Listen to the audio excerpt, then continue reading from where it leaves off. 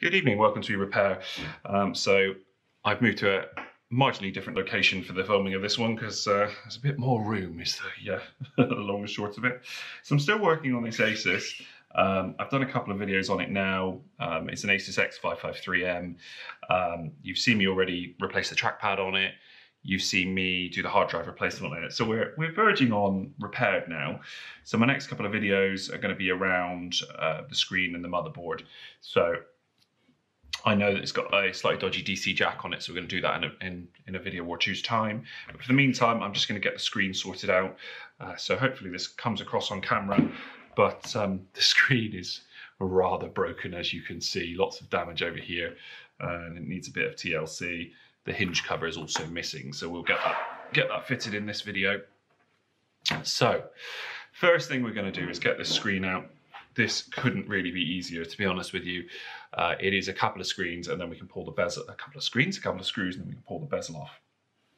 So we'll just get our two screws removed to start with. So screw number one is down here, and then screw number two. Lovely and easy. And then we're going to get a pry tool in and just work our way around the bezel, and it will come off. I might even be able to do it with my fingernails. There you go. It's that easy, look. So just lift the whole thing out all the way around. What helps is if you tilt the screen all the way back, you can free just that bottom part of the bezel. So that's that off and out of the way. And then to get the actual panel out, it's 4 screws in the corners. So we'll quickly do that. So number 1, number 2, number 3. Oops. Tell I'm not using my magnetic screwdriver today, can't you? And number 4. Now this panel is pretty much just a lift out job, so straight up like that. You can see our connector down the bottom of that screen there, so let's just tilt this back so you can see. So got a little connector here, and what we're going to do, we're going to just pull this up like that, and then we're going to pull this away. So we're going to pull it in that direction, just like that. And that is our panel out. So there you go. Now I've already actually taken the screen out once because when you're ordering a replacement panel, you need this little number here. So LP156WH3 TLF1. That is the model and make of your screen. This is an LG panel. There are compatibles. So my new one I have ordered is just a very generic brand, but it is a compatible screen.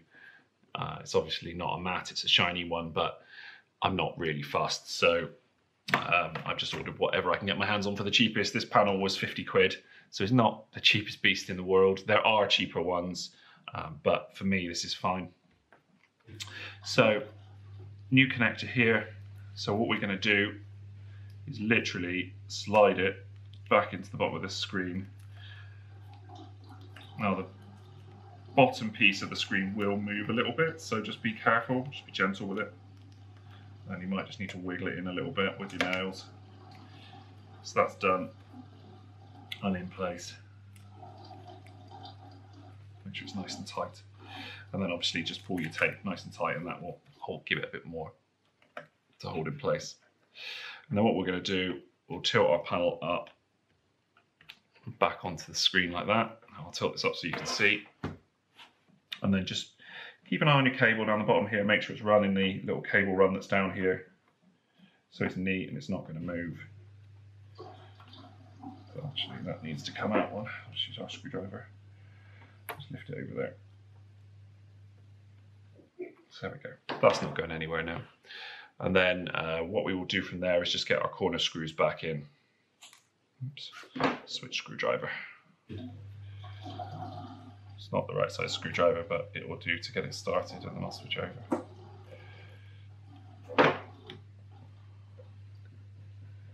We'll do screw number 2. So this whole process so far has taken us just under 5 minutes. It's very, very straightforward.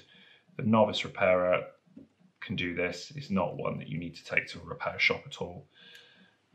I would brave it and attempt it. There's not a lot you can do to break it, and worst case scenario, you damage the cable, and the replacement cable is £3 on eBay. It's not an expensive one at all to do, so you can get yourself an almost off the shelf part for it. So that is all back in there. Now the next thing to do is to peel this off, because the bezel overlaps the screen a little bit. And then what we will do, we'll tilt this all the way towards me, get our bezel in the right place, make sure everything's lined up nicely, and then we'll just start clipping it back in all the way around. Oh, for some reason you've gone blurry. Let's just wait for that to go back in. There we go.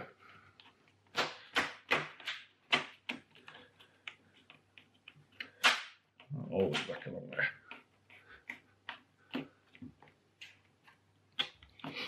Right, so that is that fitted in there. So next thing we'll do is we'll get our bezel cover back on as well. So I'll just get that closed. So I'll just pause the video, and we will go and grab that bezel cover and get that fitted back on. So just give me 3 seconds to do that. So in my wisdom, I have completely forgotten that actually you can't fit this back bezel back on until you take the whole base of the laptop off, because it doesn't give you enough wiggle room. So we will ignore that one for this video and come back to it in the next video when I have to take the board out anyway to resolder the charge port. So we'll do that at a later point. So if you keep tuning into the channel, you will see me fixing that as well. So I'm just putting my last 2 screws back in, so we're all set up. And that is it. So that is the screen replaced. This laptop is looking a little bit more normal now. So I've got a working touchpad, which I've done in a previous video. Got my new hard drive in there, which is another previous video. My screen is now back in. So my only last couple of things I've got to do, which you're going to be following up, is to refit this little back piece down here. I'm going to replace the battery as well, just as another quick one to do, because I'm not sure how this is, but it doesn't hold very good charge.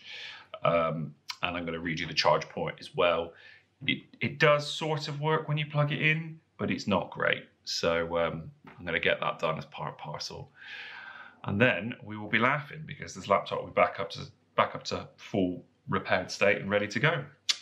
Anyway, I hope you found the video useful. If you have, please drop us a comment, leave us a like, subscribe to the channel. Every sub really helps us.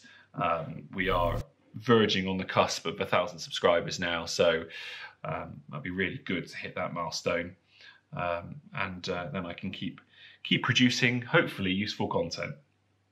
Anyway, thanks for watching, and I shall see you in the next video.